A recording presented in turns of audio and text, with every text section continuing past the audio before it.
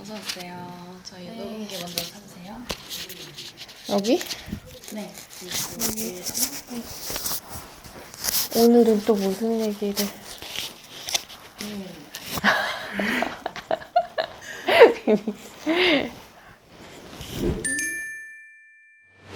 상담비는 보통 얼마나 와요? 오늘 주제 그거예요? 좋은 변호사 고르는 법 그거 아니야? 그거 할 거긴 한데 일단 상담이 궁금하잖아요. 일단 좋은 변호사 하려면 상담해야 되니까. 해야 되니까. 그치. 근데 뭐 상담료는 뭐 다 달라요. 다 가본 건 아니잖아, 내가. 대충 주변에 보면 1시간에 15에서 30만 원? 그 정도가 제일 많은 것 같아요. 50만 원 넘게 받는 분들도 있고, 아니면 뭐 사무장 상담은 무료고 변호사 상담 유료고 이런 데도 좀 많지. 사무장은 정확히 뭐 하시는 분들이에요? 상담해주시는 실장님, 과장님 뭐 이런 분들 있잖아요. 그러니까 변호사는 아닌데 그 법무법인 직원이거나 그런 그냥 봐가지고 외관상 알 수는 없지 당연히. 명함에 변호사라고 쓸 수 있는 거는 변호사법상 변호사만 변호사라고 쓸 수 있거든요. 그러니까 명함에 변호사라고 안 써있는 사람들은 다 사무장이라고 봐야 되는 거예요. 근데 그런 분들이 상담하는데 일단 좀 비추지. 왜냐면 기본적으로 법률 지식이 차이가 있잖아요. 그러니까 상담이 좀 퀄리티 있게 안 되는 거? 그런 건 당연한 거지. 그리고 뭐 그분들은 수임을 해야 인센티브를 받는 거니까 무조건 수임이 목적이잖아요. 일단 변호사면 어쨌든 자기가 나중에 뒷감당을 해야 된단 말이야. 소송이 도저히 안 될 건이다 싶으면 솔직하게 얘기를 해줄 거 아니에요. 근데 사무장은 좀 객관적으로 얘기하는 것보다는 수임 유도를 많이 하죠. 내가 피부과 병원 갔을 때도 마찬가지야. 그 의사 만나기 전에 실장님들이 먼저 상담을 하잖아요. 근데 지난번에 갔더니 나는 눈가 그 주름이 자꾸 생기니까 그것 때문에 이제 갔거든. 근데 거기가 피부과인데 피부과랑 성형외과 같이 하는 데였거든. 상담실 뭐 들어가래. 그래가지고 갔더니 뭐 실장 이런 분이 내 얼굴 보더니 갑자기 다짜고짜 나한테 쌍꺼풀 수술하라는 거야. 나는 쌍꺼풀 태어날 때부터 있었거든. 너무 진해가지고 별명도 뭐 원래 개구리 뭐 소눈 막 이런 거였거든. 근데 뭔 소리야, 내가 지금 쌍꺼풀 왜 하냐. 그러니까 요새는 이런 진한 쌍꺼풀 유행이 아니다는 거야. 반쯤 약간 앞쪽은 없고 뒤쪽은 있고 이런 느낌으로 수술 다시 해야 된다는 거야. 아 진짜 아니 뭐 그런 게 다요. 실제로 들은 얘기입니다. 말도 안 되는. 그러면 대형 로펌은 상담료가 더 비싸겠네요? 제가 이제 법무법인 유일촌 출신이잖아요. 시간당 요율이 비싼 거는 맞거든? 근데 상담료가 비싸다는 거는 좀 또 뭐 아주 정확한 말은 아닌 게 대형 로펌은 개인 사건 자체를 안 해요. 거의 기업 사건만 하지. 빅펌을 소위 5대 로펌이라고 하잖아. 그런 데는 단순히 크기가 문제가 아니고 운영 방식이 좀 그 밑에랑 다르고 사건 종류도 뭐 아예 다르고 그러니까. 그럼 변호사님은 상담료 얼마 받으시는 거예요? 저는 기업 고객은 원래 타임 차지 레이트가 따로 있어가지고 그렇게 받고요. 그다음에 개인 고객은 뭐 올해는 30분에 5만 원 이렇게 받고 있어요. 원래는 사실 1시간에 30만 원 받았었거든. 그게 이제 일반적이니까 서초동에서. 근데 하다 보니까 이제 변호사 찾아가지고 오시는 분들이 대부분 좀 금전적으로 힘든 일을 당해서 오시는 분들이 많잖아요. 너무 많이 받을 마음이 좀 안 들더라고. 상담료를 좀 많이 낮춰서 5만 원, 30분에 5만 원 이렇게 진행하고 있고, 나중에 수임하면 그 상담비만큼 빼드리고 뭐 이렇게 해요. 아 근데 영상 보시는 분들은 꼭 가기 전에 상담비 얼마냐 미리 확인하고 가세요. 상담비에서 뭐 나중에 수임하면 공제해 주는지 아니면 세금도 다 포함되는 건지 뭐 이런 거 확인하고 가세요. 변호사님은 세금 포함인 거예요? 나는 포함이지. 5만 원인데 무슨 세금을 또 따로 받아. 그렇긴 하네요. 그럼 혹시 변호사 상담 잘 받는 팁 이런 것도 있나요? 일단은 이게 시간당 상담비를 내는 거잖아요. 그러니까 내용을 좀 잘 정리해서 가지고 가야 돼요. 와가지고 뭐 완전히 술자리 고민 상담하는 식으로 얘기하시는 분들이 있어요. 이 얘기했다가 저 얘기했다가 이러면 변호사가 사건 파악이 안 되잖아요. 그래서 좀 막 늦어지게 되죠. 그리고 2분 이상 같이 오시는 경우 있는데 둘이서 또 생각이 다르셔가지고 중간에 막 싸우고 막 이러는 경우가 있어요. 아 당신은 뭐 가만히 있어봐 내가 얘기할게요 뭐 이런 식으로. 그러면 좀 오래 걸리죠. 오시기 전에 종이 한 장 꺼내가지고 내용을 딱 시간 순으로 정리를 한번 해보고 그걸 딱 들고 상담을 가시면 제일 좋습니다. 그리고 계약서 같이 중요한 문서를 좀 가져오시는 게 맞지. 그렇다고 뭐 사건 기록 전체를 다 갖고 오라는 거는 아니고 그거는 그 시간 안에 볼 수도 없으니까 그건 안 되고 근데 진짜 중요한 핵심 자료 정도는 갖고 와야 상담이 좀 똑바로 돼요. 그리고 진짜 중요한 건데 변호사한테는 솔직하게 좀 다 얘기를 해야 상담을 좀 똑바로 받을 수가 있어. 자기한테 불리한 거는 다 얘기 안 하고 민망하니까 최근에도 그런 경우도 있었거든. 고객님이 해제 통지는 뭐 자기가 확실히 한 거 맞다고 그렇게 그러더니 나중에 보니까 나한테 안 준 게 있더라고. 전화 녹취 파일이. 그걸 들어보니까 처음에는 뭐 해제한다고 했다가 그 다음엔 돈 2천인가 뭐 미리 받고 연기해줬다가 막 이런 식으로 왔다 갔다 하는 내용들이 있어요. 그런 거를 나한테 얘기 안 하고 상담 자리에서 아우 예 승소하실 것 같습니다 이런 소리 들으면 뭐하냐고. 정확하지가 않잖아. 그러니까 그런 거 다 얘기해도 변호사가 혼내거나 흉보거나 이런 거 전혀 아니에요. 그리고 변호사법이 다 비밀 보장해 주도록 돼 있어요. 그러니까 변호사한테는 다 얘기해야 돼. 근데 뭐 솔직히 나도 건강검진 가면 뭐 일주일에 운동 한 번 할까 말까 하는데 뭐 주 3회 숨차게 운동함 뭐 이런 거에 체크하고 그러긴 하지. 근데 아무튼 변호사 상담은 솔직하게. 그리고 상담할 때 좀 잘 봐야 되는 게 지금 상담해주는 변호사 끝까지 내 소송을 해주는 게 맞나 이걸 잘 보세요. 주로 뭐 법률센터 이러면서 홍보하는데 특히 잘 봐야 되고 수임료를 일단 내고 난 다음에는 물을 수가 없잖아요. 그러니까 상담할 때 수행을 직접 하는 게 맞냐 잘 확인을 해야지. 수행을 한다는 거는 뭐 무슨 말이에요? 예를 들어서 형사사건이면 경찰 조사, 검찰 조사 이런 거 할 때 변호사가 같이 입회를 해주잖아. 입회를 변호사님이 같이 가주는 게 맞냐, 재판도 변호사님이 직접 법원 가시는 거 맞냐, 이제 이런 거를 확인을 해야 된다는 거지. 그런 경우도 있어요? 굉장히 많죠. 그러니까 자기는 수임만 하는 거지. 상담만 하고 수임만 하고 이제 그 유명세 뭐 아니면 뭐 배경 이런 거 이제 내세워가지고 자기는 수임만 하고 일은 실제로 다른 사람이 하고 뭐 전화도 다른 사람이 하고 다 하니까 이게 진짜 그런 게 진짜 문제가 뭐냐면 나는 지금 이 사람한테 믿고 한 거고 얘기를 이 사람한테 다 해줬잖아. 근데 사람이 이게 100% 전달이 안 돼요.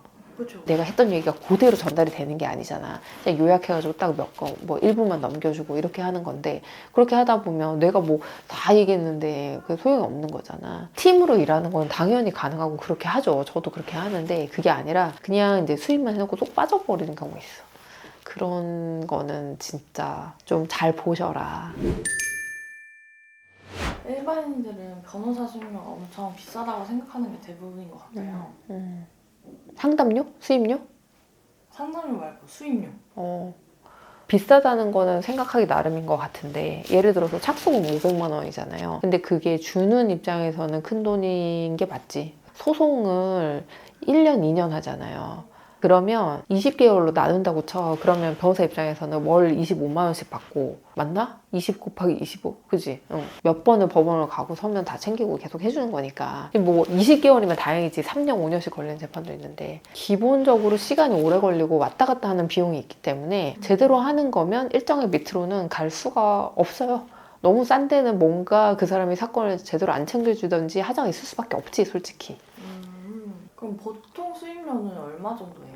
근데 이것도 내가 뭐 다 안다고 얘기할 수는 없고 개인 사건 같은 경우에는 착수금이 보통 서초동에서 500에서 1000만 원 정도 사이 이게 일반적인 것 같고 아니면 뭐 사건이 좀 복잡하다 그런 경우에는 2000, 3000 갈 수도 있고 사안에 따라서 다른 거죠.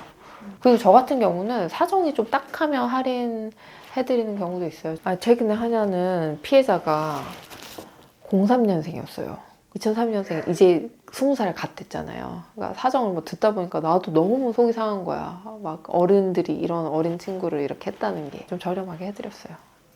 그래도 03년생인데 변호사님 찾아오는 게 진짜 엄청 똑똑한 거지. 똑똑하죠. 선물인가요? 착수금은 착수할 때 주는 거니까 근데 선물이란 뜻이지. 그리고 끝나고 주는 거를 성공보수라고 하는데 성공보수 들어봤어요? 네. 이제 사건 끝나고 나면 승소를 하잖아. 예를 들어서 그러면 승소 금액의 몇 퍼센트 이렇게 할 수도 있고 정액으로 얼마 할 수도 있고 뭐 이혼 사건 같은 경우에는 재산 분할할 때 받아낸 금액이나 아니면 내가 상대방이 요구했는데 내가 깎은 금액이 있잖아. 그건 그 금액 기준으로 5에서 10%그 정도 받는 게 보통인 거 같고 근데 뭐 변호사마다 다 달라요. 그리고 형사 사건은 아예 판례상 성공보수 무효거든. 저는 뭐 일반 사건도 성공보수 없이 해드린 경우 종종 있어요. 그거 외에는 추가금 없이 재판 끝날 때까지 다 해주시는 건가요? 재판 끝날 때라는 게 이제 1심 끝날 때까지 하는 거죠. 그거 말고 뭐 법원에 내는 거 인지대, 송달료 뭐 이런 거 뭐 빼고는 그거예요. 그럼 1심 끝날 때까지만 하시는 건가요? 이거를 모르시는 분들 많은데 변호사법상 신급대리 원칙이라고 하거든요. 신급대리가 뭐냐면 이제 우리나라 재판이 1심, 2심, 3심 이렇게 있잖아요. 그러니까 이걸 다 따로 선임하게 돼 있어요. 그러니까 1심 끝나고 항소심을 간다 이러면 다시 선임을 해야 되는 거예요. 그 같은 변호사를 같은 변호사 해도 되고 다른 변호사 해도 되고 근데 다시 해야 된다 그거지. 항소심도 수임료는 똑같은 건가요? 항소심도 이제 금액은 다 비슷한 것 같아요. 같은 금액으로 선임하는 게 원칙이고, 근데 같은 의뢰인이면 이제 1심 때 다 내용을 알았잖아. 그러니까 좀 깎아주는 경우도 있고. 승소하면 상대편이 변호사비까지 내준다는 말도 있던데 사실인가요? 처음부터 소장에 청구 취지에 같이 쓰거든요. 1. 얼마 내놔라 이게 메인이고 그 다음에 2. 소송 비용은 피고가 부담한다 이런 식으로 나가거든. 이게 뭐냐면 처음부터 만약에 순순히 돈을 줬으면 내가 소송을 안 해도 됐었잖아요. 그러니까 당연히 진 사람이 소송 비용도 줘야지. 근데 다 주는 건 아니고 소가에 따라서 한도가 정해져 있어요. 소가가 뭐냐면 내가 달라고 하는 금액. 소가가 만약에 5천이면 변호사비를 440 주게 돼 있거든요.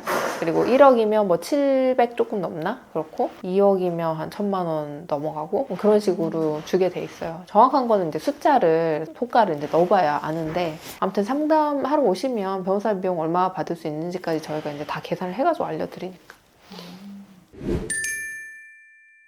결론적으로 좋은 변호사는 어떻게 고를 수 있는 건가요? 이게 원래 주제 아니었어? 근데 이제 나온 거야. 주제가. 네.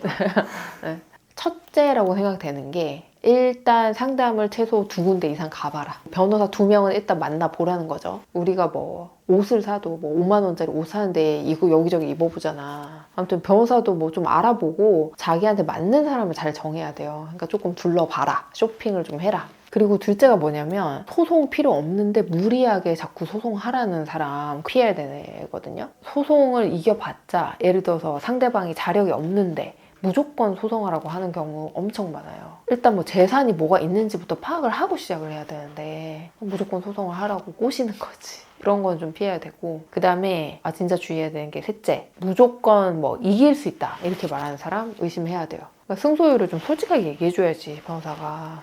이거는 내가 잘 아는데 내가 이 분야 전문인데 뭐 100% 이깁니다 뭐 이래. 그럼 너무 믿음직스럽잖아요 솔직히. 뭐 잘할 것 같고 뭐 나를 위해서 막 싸워줄 것 같고. 근데 세상에 그런 게 없거든요. 100% 이런 건 없어. 우리 남편도 판사인데 진짜 마지막 순간까지 고민하면서 판결을 써요. 그러니까 쓰다가 결론 바뀌는 경우도 있고, 판사는 양쪽 얘기 다 듣고 재판할 거 다 하고 그렇게 하고서 판단을 하는 건데도 왔다 갔다 하잖아. 근데 지금 뭐 처음 상담한 변호사가 지금 조금 듣고 나서 이건 100% 된다. 그거는 말이 안 되는 거지. 그런 사람들이 열심히 하지도 않아요. 완전 뭐 삭수금 장사만 하는 거지. 삭수금 장사가 뭐예요? 이게 너무 변호사 업계 전문 용어인데 나와버렸네. 착수금만 딱 받고 나면 그 뒤에 신경 아예 안 써버리는 사람. 법원도 뭐 다른 변호사 보내고 이러면서 착수금 받았으니까 이제 나는 끝. 그 뒤에 이제 신경 안 써버리는 거. 그런 거. 근데 생각해보니까 이게 제일 중요한 팁인 것 같아. 제발 좀 열심히 할 사람인지 좀 보고 결정하셔라. 근데 얼굴만 보고 열심히 할지 안 할지 어떻게 아냐. 그니까 내가 상담을 좀 몇 군데 받아보라는 거야. 근데 상담을 뭐 2-3번 하잖아요. 해보다 보면 이 변호사가 내 사건에 뭐 좀 열정이 좀 얼마나 있고 진짜 성실하게 할 사람인가 이런 게 좀 보이거든요. 그 도깨비 이동 그분 토크쇼 나온 거 봤거든. 근데 그분도 그러더라고. 돌이켜보니 자기를 빛나게 한 건 성실함이었대. 그분은 얼굴 천재잖아. 그런 사람도 그렇게 말하는데 우리 같은 사람들 정말 성실하게 살아야 돼. 구독, 좋아요, 댓글, 알림 설정